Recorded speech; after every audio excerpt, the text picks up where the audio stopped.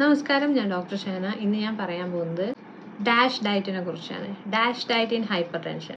അതായത് ഒരു ഡയറ്ററി മെത്തേഡാണ് ഹൈപ്പർ ടെൻഷൻ കുറക്കാനുള്ള ഒരു dietary method.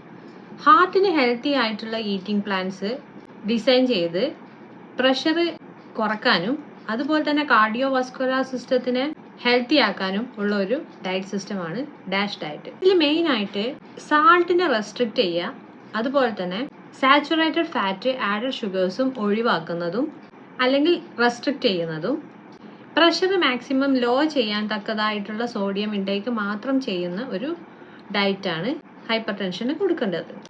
Dash ഡയറ്റിന്റെ key principles ഒന്ന് ഹൈ ഇൻടേക്ക് ചെയ്യാനുള്ള സാധനങ്ങളാണ്. ഡാഷ് ഡയറ്റിൽ കൂടുതലായിട്ട് കഴിക്കേണ്ടത് ഫ്രൂട്ട്സ്, വെജിറ്റബിൾസ്, ഹോൾ ഗ്രെയിൻസ്, അതുപോലെ തന്നെ ലോ ഫാറ്റ് ആയിട്ടുള്ള ഡയറ്ററി പ്രോഡക്ട്സും. ലീൻ പ്രോട്ടീൻസ് ആണ് കൊടുക്കേണ്ടത്. ഫിഷ്, പോൾട്രി അതായത് ചിക്കന് പോലത്തെ സാധനങ്ങൾ, ബീൻസ്, നട്ട്സ്, സീഡ്സ്. ഫാറ്റ് കുറക്കുക, സാച്ചുറേറ്റഡ് ഫാറ്റ് മിനിമൈസ് ചെയ്യുക, അതുപോലെ തന്നെ ഫുൾ ഫാറ്റ് ഉള്ള ഡയറ്ററി പ്രോഡക്ട്സും ട്രോപ്പിക്കൽ ഓയിൽസും ഒഴിവാക്കുക അല്ലെങ്കിൽ കുറക്കുക. സാൾട്ട് റെസ്ട്രിക്റ്റ് ചെയ്യുക, പ്രോസസ്ഡ് ഫുഡ്, കാൻഡ് ഫുഡ് ഇതെല്ലാം ഒഴിവാക്കുക. സൂപ്പ്, അതുപോലെ തന്നെ സാൾട്ടി ആയിട്ടുള്ള സ്നാക്സ് ഒക്കെ ഒഴിവാക്കുക. ഷുഗർ കണ്ടന്റ് കൂടുതലായിട്ടുള്ള ബിവറേജസ്, ഡ്രിങ്ക്സ് ഒക്കെ ഒഴിവാക്കുക. മിഠായി, സ്വീറ്റ്സ്, കാൻഡീസ് ഇതൊക്കെ ആഴ്ചയിൽ 1-2 തവണയൊക്കെ ആയിട്ട് കുറക്കുക. ഡെയിലി സെർവിങ് ടാർജറ്റ് ഒരു 2000 കിലോ കാലറി പെർ ഡേ ആണ്. അതിൽ grains 6 to 8 servings, primarily whole grains അതായത് ഗോതമ്പ്, അരി പോലത്തെ സാധനങ്ങൾ.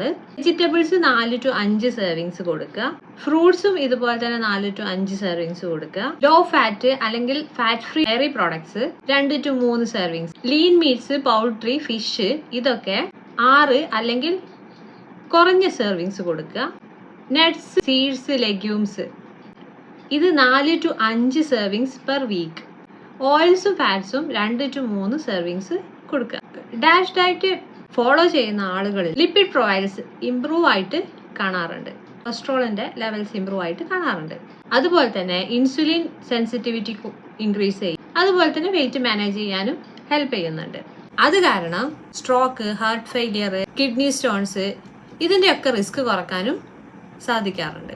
അപ്പം ഡയറ്ററി റെജിമെന്റ്സ് മാറ്റി കഴിഞ്ഞാൽ തന്നെ ഹൈപ്പർ ടെൻഷനും കാർഡിയോ വാസ്കുലർ ഡിസീസസും കൂടുതലായിട്ട് നമുക്ക് പ്രിവെന്റ് ചെയ്യാൻ പറ്റും. Thank you.